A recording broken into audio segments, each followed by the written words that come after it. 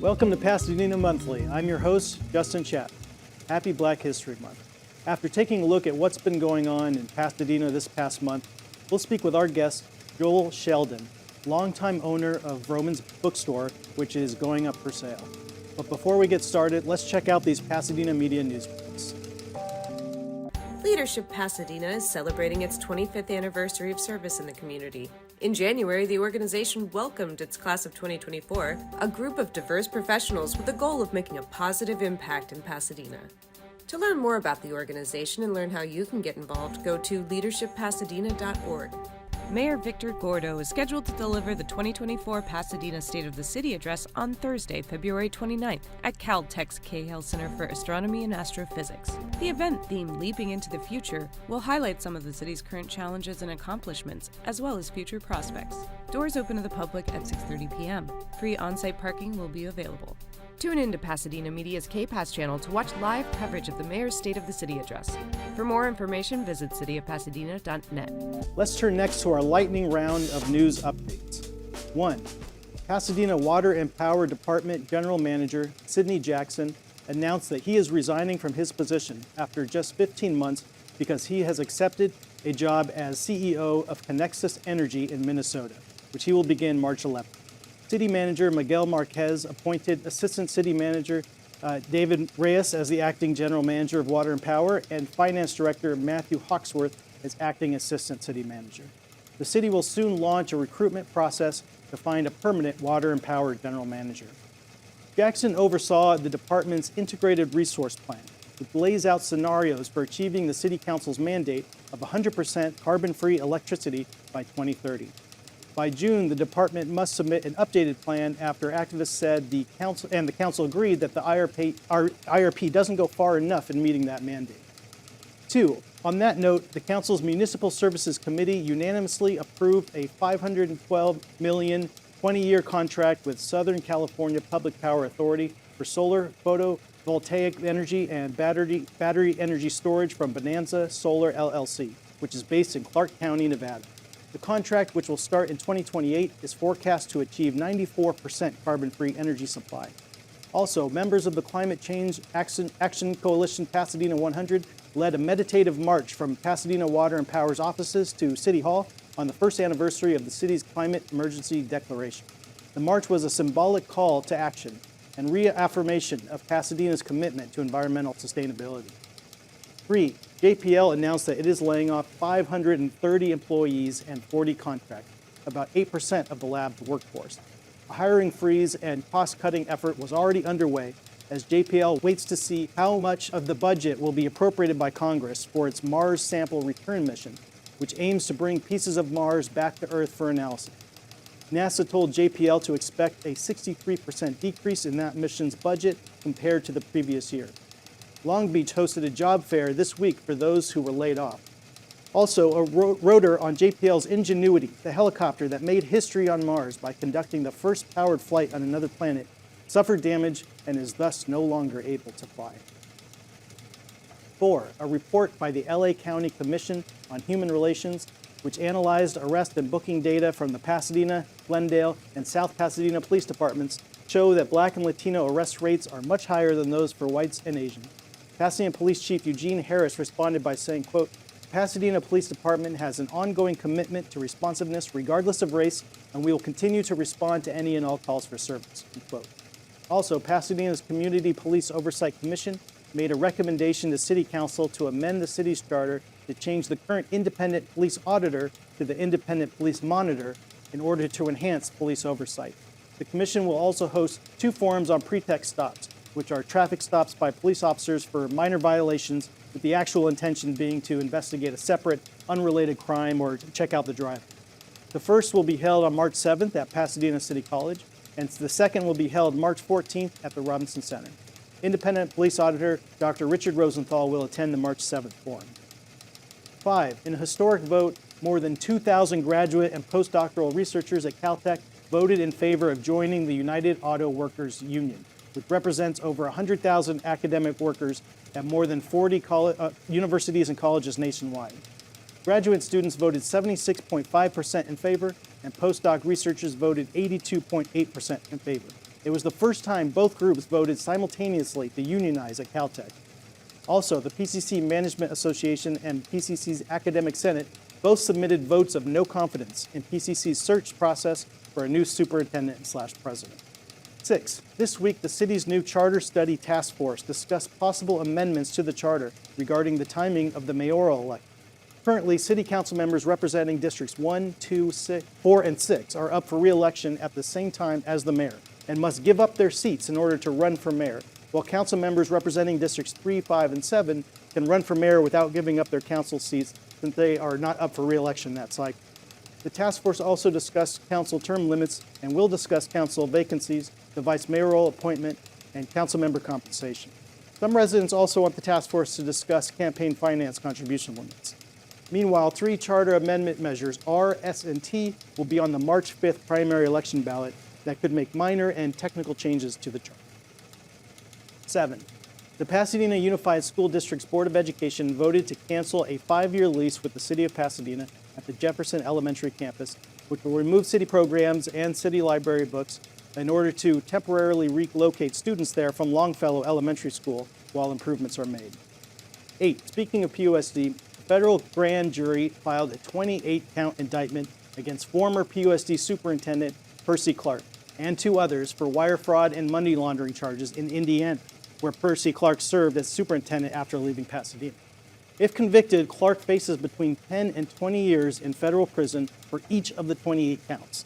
The indictment alleges that Clark engaged in a conspiracy to defraud the Indiana Department of Education between 2016 and 2018 by manipulating enrollment numbers at 2 charter schools in order to receive more funding from the state of Indiana, to the tune of $44 million. Back in 2005, when Clark was still PUSD superintendent and I was on the Altadena Town Council, PUSD was closing down well-performing Altadena schools, which caused me to launch an effort backed by the Town Council to explore the feasibility and desirability of Altadena seceding from PUSD and creating its own school district, which launched a community-wide conversation about the town's governance and education system. The PUSD School Board voted Clark out as superintendent in 2006 after he plagiarized a column for the Pasadena Week.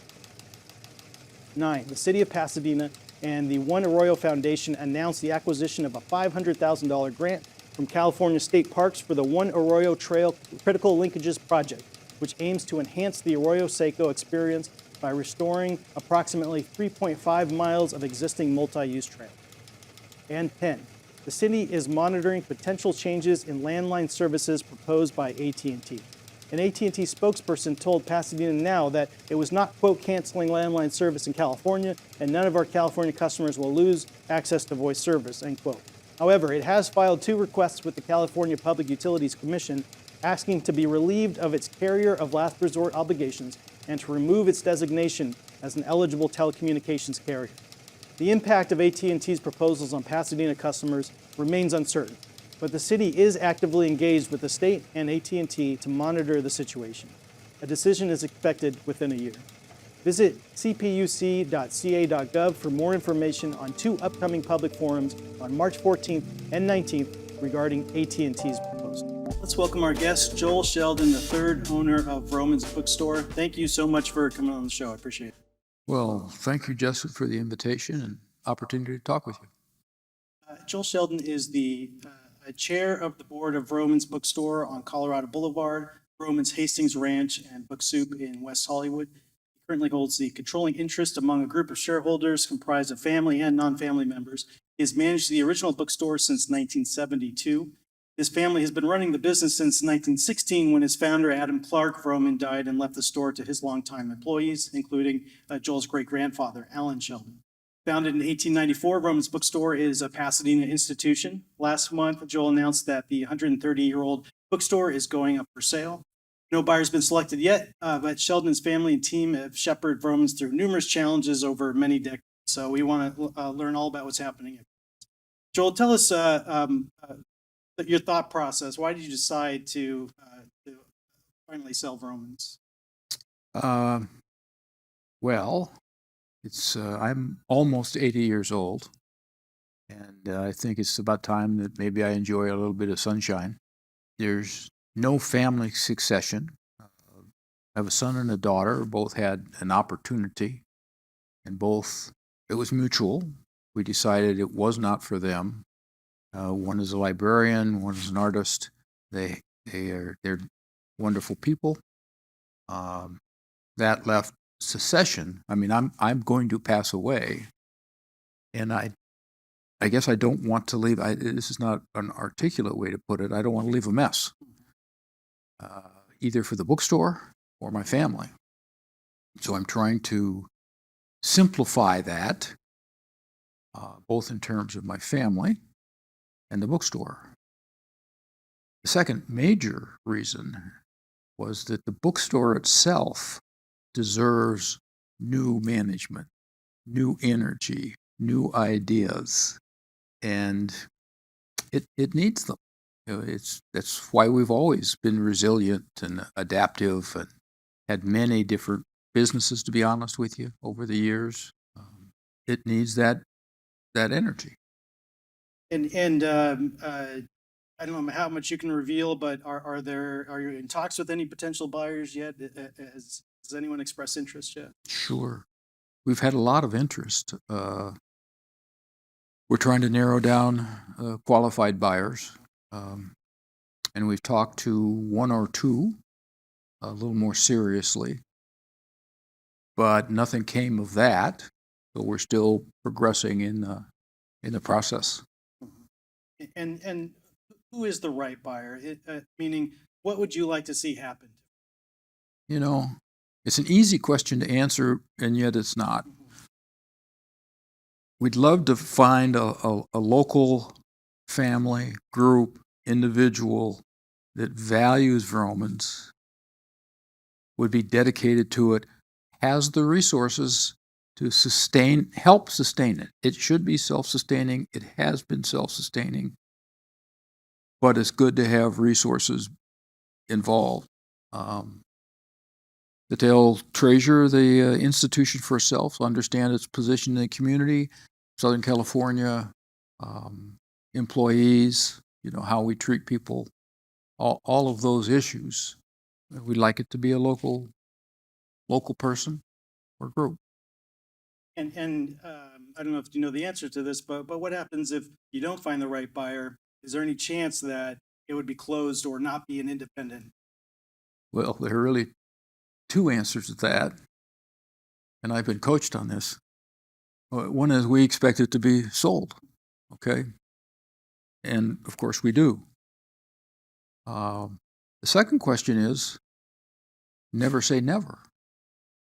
I don't know what the future is. I don't know what the realities will be, maybe not just this year, but if 5 years from now. So I can't guarantee anything. Tell us a little bit of the history of Vromans. I gave sort of the bare bones, but it has such a rich, interesting history. So tell us. Yeah. Well, it all starts with Mr. Vroman, who came out of the Midwest actually he had been a railroad agent back there, which is where the Sheldon family originally knew him. He was my great-grandfather's best friend, and my great-uncle and great-grandfather's best friend. He came out here a little before 1894, maybe 1893, for his wife's health. Unfortunately, she passed away. He never had any children. He was a bibliophile. He loved books. There weren't many books out here in those days. I mean, we bookstores were different. I mean, he started it as a book, stationery, and watch repair store. And he became a very renowned photographer of the period. All glass plate photography, time lapse. That's a whole story all in itself. He died in 1914. and left in his estate an employee stock option plan. I mean, before there ever was such a thing. And he really said to about his 8 employees, I'll give you so much money for every year you worked and level of position, and you can take the money and go on vacation, or you can exercise stock options in the corporation. And my family was eventually able to obtain the majority of the stock, and about 4 other people did. So it's always had multi-owners. It's always had employee owners. It's done a variety of things. We did sell photo supplies until the 50s. We got into office furniture in probably the 30s through the 50s very successfully. We became the largest wholesaler of books west of the Mississippi by the 50s. We became the only school book depository in the state of California. We're probably the largest book purchaser west of the Mississippi, had our own rail spur so there's this whole evolution of taking advantage to opportunities. And I guess being entrepreneurial, I don't think we ever thought about it as entrepreneurial. It was just, what do we, that looks like a good opportunity and we can do these things and we have the resources, so let's try them. They did buy real estate in the 50s. And then Vroman's, by itself, we had great book people. I mean, not necessarily the Sheldons, by the way. I mean, we all love books, we all read. But we've known some people who it seemed like they knew every title and every era and the whole thing. Of course, that still was the foundation. The books was the kind of the target, and then we spun all these other things around them. All of those have closed. All of the ancillary businesses have closed because the world changed, and all of a sudden there were office furniture stores, not just our second floor. We started autographing probably in 1916. We have a leather book I haven't seen for a while. John Muir was a friend, and we have his autograph, and a number of people. After the war, we did book and author luncheons, where we'd get 500 people to sit down at the old Huntington Hotel, mostly ladies, with their social environment and responses. And we'd have 6 authors, and that was a big deal, and we had lots of autographings. Eventually in the, I'm going to say the 90s, 80s, 2-person families working, that no longer attracted 500 people. So all of a sudden, one day, we kind of looked at each other and said, well, why don't we try one in store? And the first one was Sophia Loren. And I was working the floor in those days. I was in charge of the thing. And I mean, we were ill-prepared to handle that. It was kind of like ill-prepared to handle a pandemic. And now it's just, I don't want to say it's a lifesaver, but it's a very important part of what we're able to do. Oh yeah, it's really our marketing promotion stuff.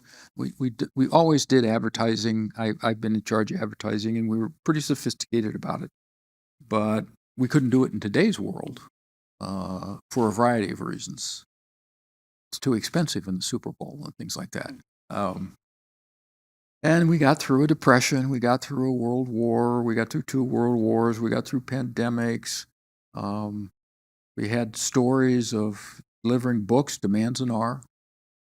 True stories. George Takei has verified that and actually wrote I can't remember the name of it, the title or the format name, but a book in which he remembers it and says that did occur. All kinds of things like that. We got into computers early because we had these other things. Anyway, it has this. President Carter's done an event. Oh yeah. Secretary of State Hillary Clinton. Sure. Jonathan Lethem. Just about every author I could think of, including myself. My book launch was there. The author events has definitely been part of what builds that community that Vroman's is known for. Absolutely. And Yes. And you mentioned the pandemic. Tell us about how that changed the store. Or I remember you put out a call at the time for the community. Support us, support local businesses. We need you right now. Did the community respond to that call? How did that play out? Oh, yes. We got swamped. We really didn't anticipate the level of response. I certainly didn't. We couldn't handle the business, candidly, and those who waited and waited and waited for books that they ordered from us probably remember it.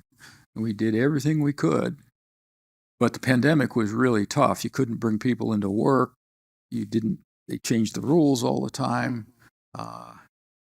It was clear, and this is the truth, that without the PPP monies, and there's another program called the Earned Retention Credit, we probably would not have survived. And we had good resources. I mean, we were a stable, solid business, but you don't go a year and a half with all the rules changing and you can't be open. And then you can only be open 25% of the way, and you can only have so many people in your store. I mean, those are absolute killers as far as I'm concerned. I've never seen anything like it, of course. And what about Amazon's influence and other online booksellers? Did that impact the business? Well, it always has. It has.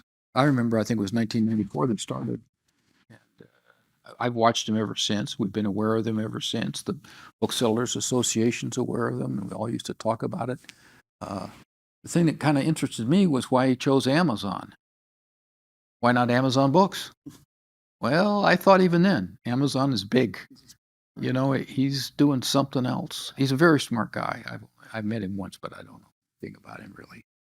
But I do know he's a very smart guy, even in the way he approached the rollout of Amazon and changing to the internet. And you're the third generation of your family that's run it. Yeah. Is it bittersweet for you to now be selling it? Sure. In fact, I don't quite know how I'm really going to feel. Now, I've closed divisions. I closed my father's division, which is where I started. And I remember walking through the empty building going, this is tough. Right now, I'm very much into a project mode. You know, this is the goal. How do we organize it? Who does it? How do we collect information? How do we filter it? And then we'll get into the components of, and I don't like to use the word deal, but this is a deal. You know, it's like buying a house. Right. The other side will say, you know, your air conditioning needs replacing, and I'm not going to pay for that. And there'll be all those things. That won't be fun. I don't enjoy those kinds of negotiations, but I've been through them before, and maybe I'll go through them again when I sell my house. What does Vroman's mean to you, and what does it mean to Pasadena? That's a tough one for me to answer. First of all, I was on the younger side of this in the 70s, and I actually had to study family transitions because it was complex. I had a father, and I'll call them two uncles. You have aunts, you have a grandmother, you have whatever. These are all reasons well, that's a different story too. One of the things that I came away from after studying about this was that not so important that the younger generation works in the store since 5 years old or swept the floor. It's much more important that the breadwinner come home and express, not necessarily, I mean, it's overt, but it's not focused, how much they enjoy what they do, their business. And I look back and I realize that was certainly the case with my father. He thought it was fun, and they had fun, and they had great friends of their generation in these various positions. I have great memories of that, and having grown up with Vromans, I've never quite appreciated, to be honest, I've never quite appreciated its standing in the community. I'm aware of it, but this process that I'm going through now sometimes it blows me away what people say, think, the responses we've gotten. I don't quite know why it's a centerpiece in the community. All we did was try to run a good business and sell books and give people what they wanted. I guess all I can say is it worked. And I have to also admit that I've now done it for 45 years. I mean, I retained that and got us through a bunch of stuff. But it's hard for me to characterize it. Maybe I'm too close to it. I almost get embarrassed sometimes when people say various things. But it's an important part of the community. There's no question. I mean, I understand it for more reasons than just the book selling, to be honest with you.